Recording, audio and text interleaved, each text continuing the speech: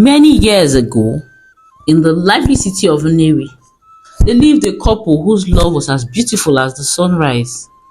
Ndidi and Olasi were known for their warmth, always together, hand in hand, their laughter filling the streets.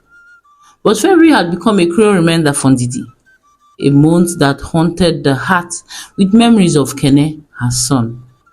Kene had been the light of their lives, a joyful boy, always running around the house, filling every corner with his giggles. But 3 years ago, during one of those bright February days, everything changed. He had fallen sick suddenly. A fever came from nowhere. They rushed him to the hospital, their hearts racing with fear. But nothing could save him. "We've done all we can," the doctor had said, his words slashing through Ndidi's heart like a knife. From that moment, their world turned cold. The laughter died in their home, replaced by an unbearable silence. Now, 3 years later, they were still trying to pick up the pieces, but life had dealt them another blow. Ulasi had been diagnosed with infertility. The hope of having another child was gone. "Maybe we should adopt," Ulasi had whispered one night, his voice tired but hopeful. Ndidi nodded. "Yes, please. I can't continue living like this. I miss Kene so much." On what would have been Kene's 7th birthday, Ndidi and Olasi brought home a baby boy from the orphanage. His name was Kelechi. He was small, with big bright eyes and a smile that tugged at Ndidi's heart for the first time in years. Their house felt alive again. "Kelechi, welcome to your new home," Ndidi whispered, cradling him in her arms.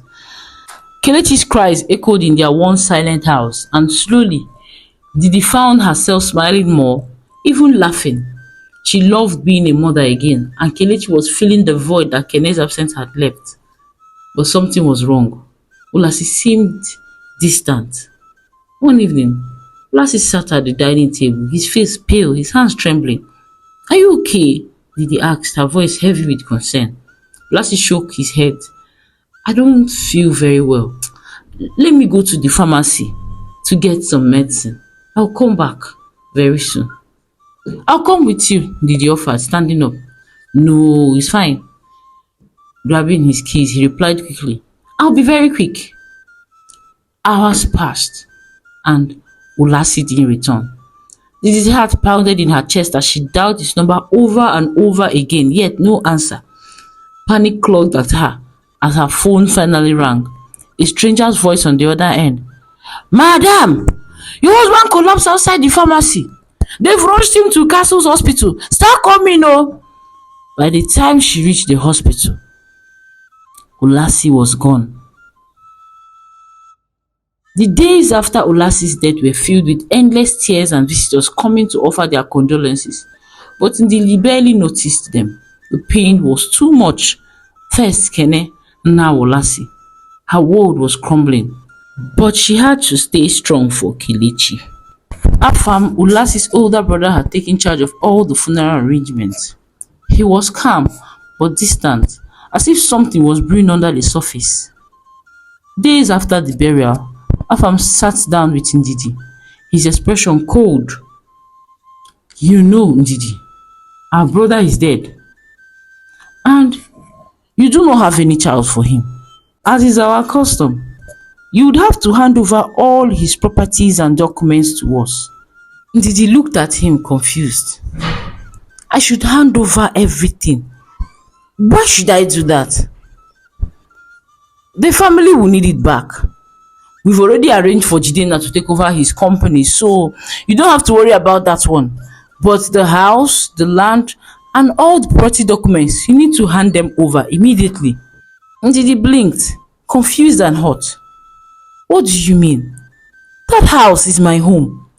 We live there together. It's where we built our family." Our family leaned forward, his face hard.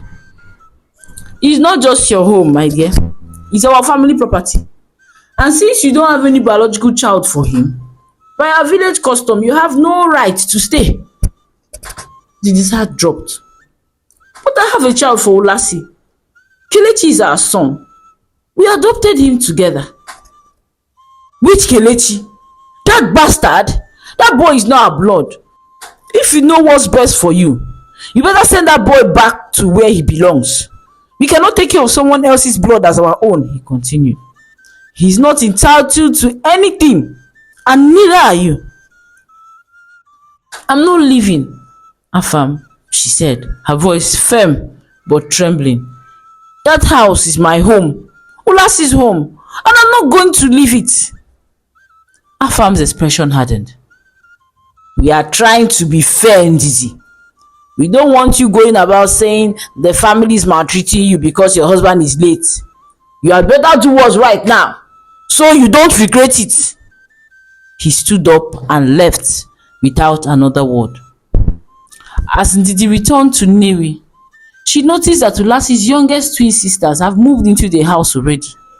They had moved in unauthorized and sacked all the domestic staff in the house. "So, you told my brother Afam that you won't leave this house, eh?"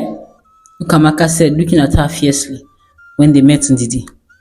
"Well, we'll see how things turn out," she said. Looking at her twin sisters, they laughed wickedly. It's turned into a nightmare as Ukamaka and Olaku made life unbearable for Ndidi. They sneered at her each time she passed, throwing insults whenever they could. It felt like she was living with enemies, not family. One afternoon, Ndidi sat at the dining table quietly eating her meal when Ulaku walked in, her face twisted in anger at the sight of Ndidi. "So, you want to eat all our brother's money, Abi?" she spat, glaring at Ndidi. "You killed him, and now you want to relax in his house and finish all his money. See all the food you've placed on the table for just one person. I will show you today." Before Ndidi could reply, Ulaku grabbed her bowl of soup, pouring the liquid all over her. The warm liquid splattered everywhere, burning Ndidi's skin. "If you don't pack your things and leave this house, you will regret it," Ulaku shouted, storming out. Days passed and the anxiety grew worse. The family's harassment intensified until one day, Ndidi came home from her shop to find her belongings thrown into the boys' quarters. The locks on the main house had been changed. As Ndidi stood there frozen in disbelief, Afam arrived, a smug smile spreading across his face. His family was bustling around, carrying bags and making themselves at home. One of Afam's little daughters ran through the living room, her eyes wide with excitement. "This house is so big and beautiful," she squealed, jumping up and down. "Thank God Uncle Lassie died." Her older sister quickly grabbed her, covering her mouth. "Shut up," she scolded in a low voice. "Don't say that here." "You have 1 month, Ndidi," Afam said coldly. "After that, the next place you will find your things will be outside the gate. Find somewhere else for you and that bastard child to live." That night, as Ndidi bathed Kelechi in the cramped boys' quarters, she cried silently, her tears mingling with the bathed water. Life had been so cruel to her. She had lost everything she loved, first her parents, then her son, and now her husband. Now, the family she thought would protect her was trying to take everything from her. A soft knock on the door interrupted her thoughts. It was Mma, her best friend and confidant, the one person who had stood by her through every tragedy. "Ndidi, you can't keep living like this," Mma said softly, sitting beside her. "These people want to destroy you. Give them the house and move on. Don't let them kill your spirit." Ndidi wiped her tears, her heart heavy but her mind clearer. "Where will I go, Mma? This house is all I have. It's all I don't have anywhere else to go." "You have Kelechi, Mma," reminded her gently. "He's your future. You don't need this house to survive. Besides, you still have your shop. With it, you can find a way to survive. You're stronger than this. Just let it go." The next morning, Ndidi packed her belongings into a van. Her hands trembled, but her heart was resolute. She looked around the house, the place where she had built her dreams to Lassie and where Kenny had once filled every room with laughter. But now, those memories were stained with pain. As they loaded the last of her things into the car, Ndidi took one final look at the house. She had given it up, but she wasn't defeated. She still had her shop. That was enough for her and Kelechi, at least for now. Didi moved into a small but comfortable apartment near the shop, and slowly Didi began to rebuild their lives. She threw herself into her business, determined to make the shop successful. Every day, she opened the shop early and worked late, grateful for the distraction. Business was good, and for a while, she was able to push her grief aside and focus on the future. But even as she moved forward, the pain of losing Olasi lingered. Some nights, after Kelechi had fallen asleep, Didi would sit alone in the living room, the weight of her loneliness pressing down on her. She missed Olasi so much. One evening, Ma came by to check on her. "How are you holding up?" Ma asked, her eyes full of concern. "I'm managing, she said with a tired smile. "It's been hard, I must tell. But I'm trying to keep going, at least for Kelechi's sake." Ma reached over and squeezed her hand. "You're strong. You're strong, Didi, stronger than you think. You've been through so much, but you're still standing, and that counts for something." Didi smiled, grateful for Ma's unwavering support. But deep down, she wondered how much longer she could keep going on her own. 7 years had passed since Olasi died, and life had become steady again for Ndidi and her son, Kelechi. The little shop she had started was now doing really well, and Kelechi, who was now 10 years old, was growing into a smart and curious boy. His laughter reminded Ndidi of her older son, Kene. It made her happy to see Kelechi so full of life, but it also made her remember all the sad things that had happened. One evening, as Ndidi was closing her shop, a tall man with kind eyes walked in. He had a quiet and gentle way about him. "Good evening," he said with a soft smile. "I'm Anayo. I've been looking everywhere for a phone charger, and someone told me your shop has everything." Ndidi smiled back. "Well, you are in luck. We have just what you need."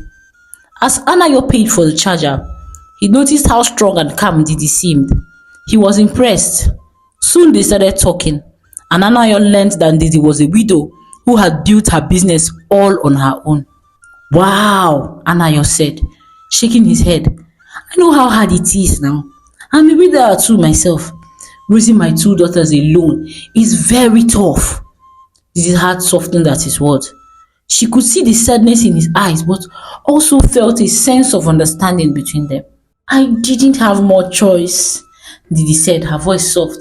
"I had to keep going, at least for Kelechi, my son." Anayo smiled warmly. "You're doing an amazing job, Ndidi. This shop alone is proof of your strength." After that, Anayo came by the shop more often, sometimes just to talk. He was gentle and kind, and soon, Kelechi started looking forward to seeing him too. Anayo would play games with Kelechi, help him with homework, and tell him fun stories that made the boy laugh. As the months went by, Didi began to feel something she hadn't felt in a long time: hope. She liked talking to Anayo. He made her laugh, and he was so kind to Kelechi. But deep down, she was also scared.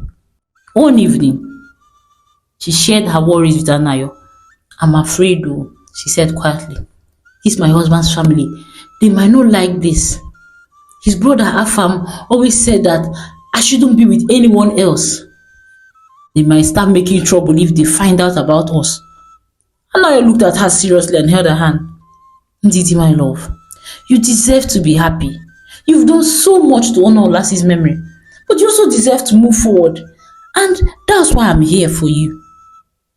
A few days later, Anayo proposed to Ndidi. And though Ndidi was skeptical about it, Ma encouraged her to move on and be happy. Ndidi was full of joy the day she finally accepted. And for the first time in years, she felt the possibility of a new chapter opening. Kelechi too had been thrilled, skipping around the house when he heard that Anayo would officially be part of their family. Ndidi felt her heart warming with hope again. But just as life seemed to settle into their new happiness, trouble again appeared on the horizon. One morning, as she tidied up her shop, Olasi's brother Afam stormed in, his face twisted with anger. "I hear you're getting married again, Ndidi," Afam said coldly. his voice dripping with contempt. If that's true, you know you have no right to keep any of my brother's property. Ndidi looked up, confused but calm. Afam, I don't understand. What are you talking about? I don't have any of Ulasi's properties. You've taken it all from me. Afam's eyes darkened. Oh, really? Is this shop yours? Did you buy it with your own money? Everything you have now, you owe to my brother. Let me tell you, you've got just 2 weeks to vacate from this shop. Go and ask your new husband to build you a shop like my brother did, since you're getting married again. Didi felt her heart skip a bit. I built this shop myself after Olasi died. I've worked hard for it, and for all that is here, they all belong to me. It doesn't matter, Afam growled. You were Olasi's wife. You don't deserve to keep anything of his now that you're moving on. The encounter left Ndidi feeling shaken and unsure. Afam was determined to take everything, and the quiet life she had rebuilt seemed to be crumbling again. The fear of losing her means of livelihood weighed heavily on her. But then, something happened. One early morning, as she was arranging her wares, a stout man with a briefcase walked into the shop. He had a calm but serious expression. Good morning, the man greeted in a deep but gentle voice. Are you not Ndidi, Ulasi's widow? Ndidi froze, her hands gripping the counter. She nodded slowly, unsure of what this stranger might bring. My name is Chukwuma, he said, extending his hand. I was a friend of Ulasi's, actually, and also his lawyer. The thing is, I have just returned after being abroad for years now. I heard about Ulasi's passing, and well, I'm so sorry. I also heard about what has been happening to you and what Ulasi's brothers are doing to you. Wow, that's such a pity. Ndidi's eyes widened, and she shook his hands cautiously. I didn't know Ulasi had a lawyer. Chukwuma's expression grew serious. I've been looking for you. I need to ask, did Ulasi's family ever tell you about his will? A will? They asked, confused. I didn't know Ulasi made one. No one has ever mentioned it.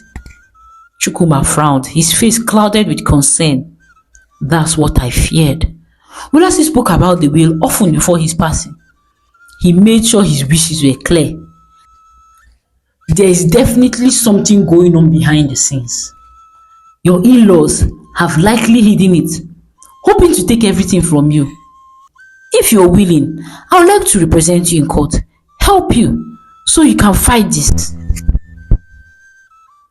Ndidi blinked, her mind racing.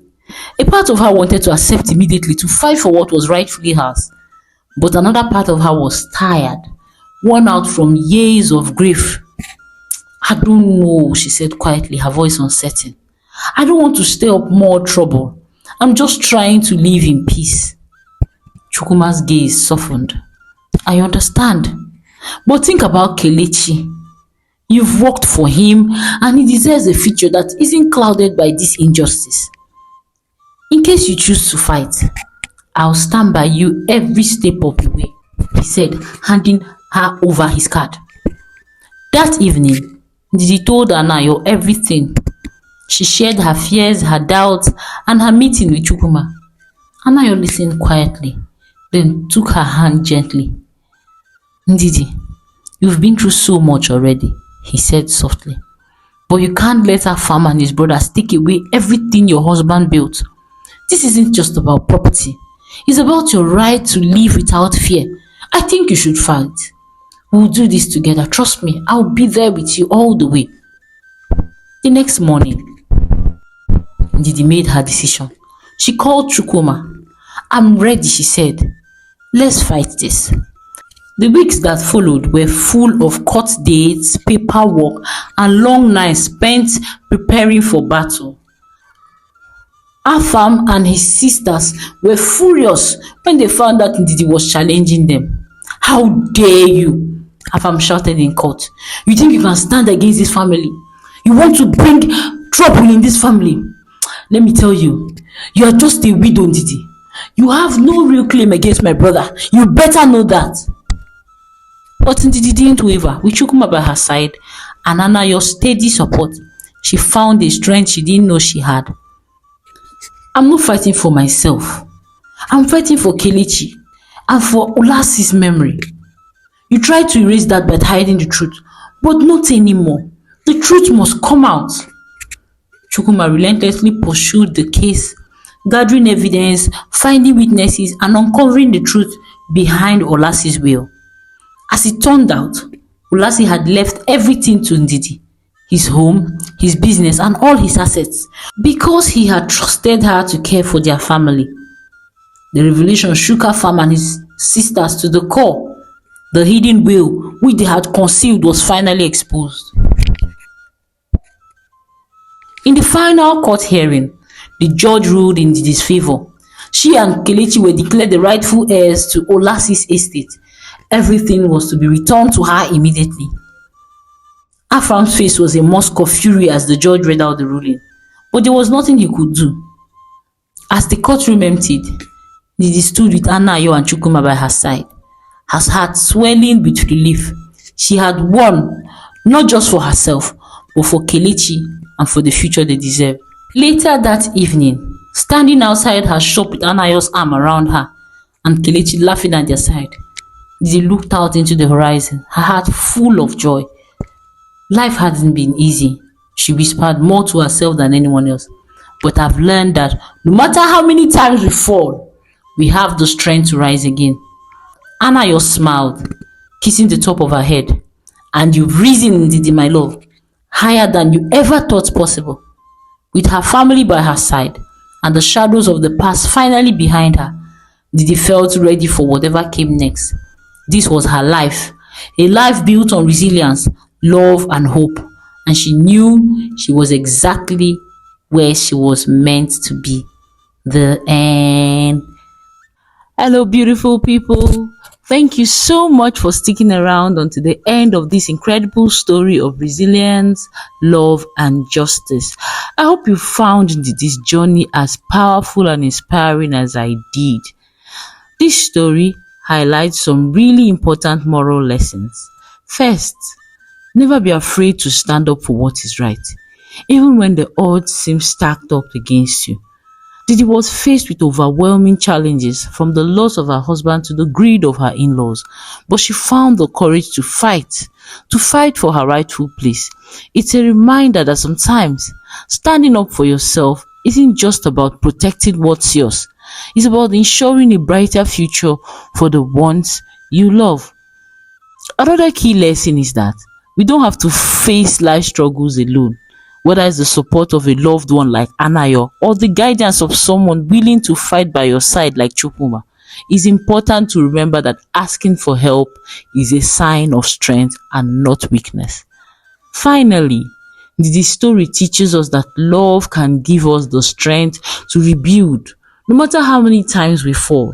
Her ability to open her heart again, despite all the pain she'd endured, is a beautiful reminder that there is always hope for a fresh start. Now, I would love to hear from you. What part of the story impacted you the most? And if you were in her shoes, do you think you would have made the same choices? I would like to hear from you. Drop your thoughts in the comments below and let the conversations go. Don't forget to like this video if you enjoyed the story and subscribe for more content like this. Also hit the notification bell so you won't miss any updates. Thank you so much for watching, and I'll see you in the next video. Stay strong and stay hopeful. Bye.